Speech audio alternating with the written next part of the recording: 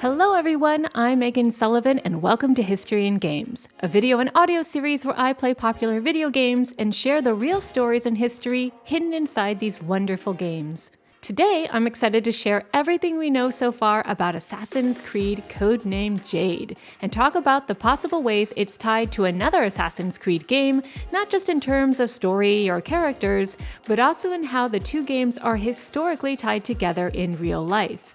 It's a fascinating history, and I think you guys are really gonna like it.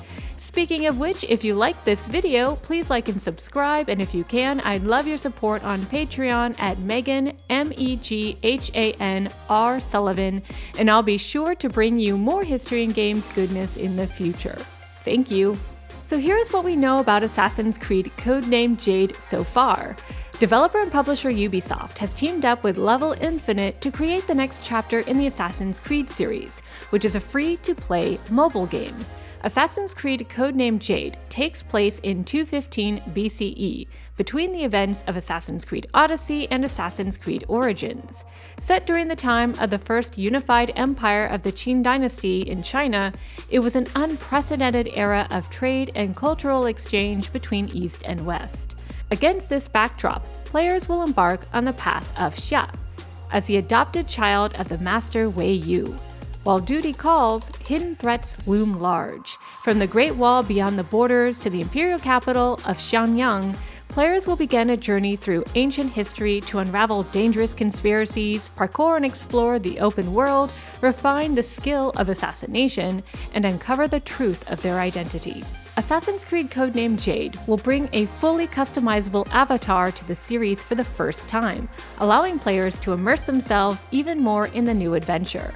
Armed with a wide variety of tools, including unique Chinese spears, double swords, and bows, signature Assassin's Creed combat awaits in the lands of China. Now, there's no release date as of yet, but Ubisoft promises that a closed beta for the game is coming soon.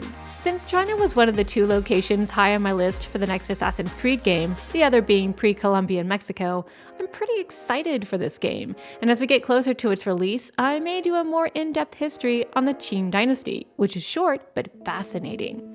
But right now, I want to zero in on something else that caught my attention. Ubisoft announced that Codename Jade takes place between the events of Assassin's Creed Odyssey, which takes place around 430 BCE during the Peloponnesian War, and Assassin's Creed Origins, which takes place near the end of the Ptolemaic period from 49 to 43 BCE. Is it possible that there's a connection between the story and characters in Codename Jade and the story and characters in Assassin's Creed Odyssey and Origins? And could all these assassins end up meeting each other in ancient China, even though they're on opposite sides of the world? Well, we probably won't see Bayek since Codename Jade takes place before the events of Assassin's Creed Origins and the rise of the Roman Empire. Although Rome was a rising power, and in fact was very busy fighting Hannibal when the Qin dynasty was founded. It's very possible, however, that we might see Kassandra. After all, she did appear in Assassin's Creed Valhalla, which takes place during the Viking era, so we know she's alive and well in 215 BCE. But this is History in Games, and I have to ask the question, is there historical precedent for a meeting between the ancient Greeks and the ancient Chinese that Ubisoft can play off of in Codename Jade? Believe it or not, there is. And this precedent doesn't just come in the form of written records. One of the most intriguing pieces of physical evidence comes from an ancient pair of pants. In the 1980s, a piece of extremely rare woolen textile was discovered by archaeologists in an ancient burial ground in northwestern China. Called the Sampol Tapestry, it depicts what looks to be a Greek soldier with blue eyes, a phalanx spear, a white headband, and what might be a tunic. Even more intriguing, the image of a centaur, a very Greek motif, is woven above the soldier's head. Who was this Greek-looking soldier?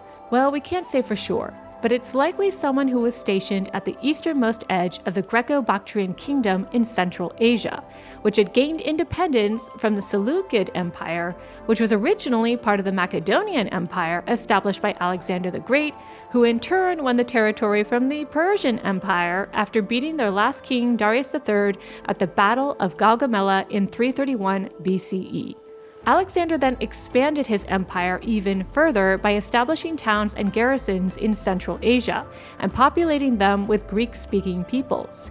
Even when the Seleucid Empire fell apart, the Hellenic culture of Greco-Bactria clung on as late as the 1st century AD. Now, admittedly, scholars can't seem to agree on when the Sample tapestry was made. Dates range as early as the 3rd century BCE to the 4th century AD.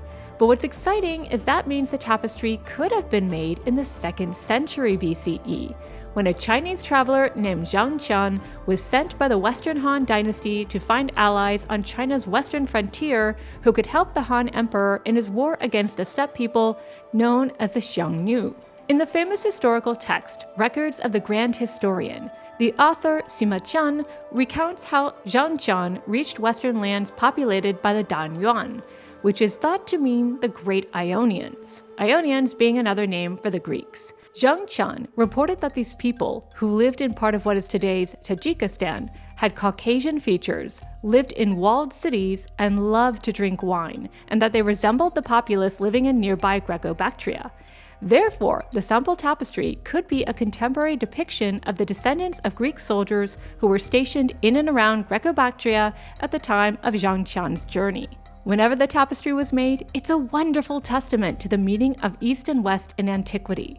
But how did this tapestry manage to survive over the centuries? After all, textiles rarely stay intact over long periods of time. Well, centuries after the tapestry was made, a European, possibly a Celtic warrior or mercenary, somehow managed to get his hands on a piece of a large wall hanging, which he then sewed into a pair of trousers. When he died, the soldier and his fancy pants were buried in the dry, arid desert of the Tarim Basin in western China, which helped preserve the fabric until it was uncovered by archaeologists many, many centuries later. In short, thanks to a magical pair of pants, we have tangible evidence that connects ancient Greece to ancient China. And although the adventures of Zhang Qian and the likely time frame of the Sample tapestry happened after the events of Codename Jade, the Hellenic cultures on the borders of China did exist in 215 BCE, and therefore it's possible that for some reason or another, Kassandra has made her way east through the twilight years of the Greek world in Central Asia, or the new protagonist of Codename Jade has a reason to go west, perhaps to help fight against the Xiongnu. And the two may very well meet. And how cool would that be? So are you guys excited for Assassin's Creed Codename Jade? Are you interested in learning more about the Qin dynasty? Let me know in the comments below. Thanks so much for watching, guys. See you later.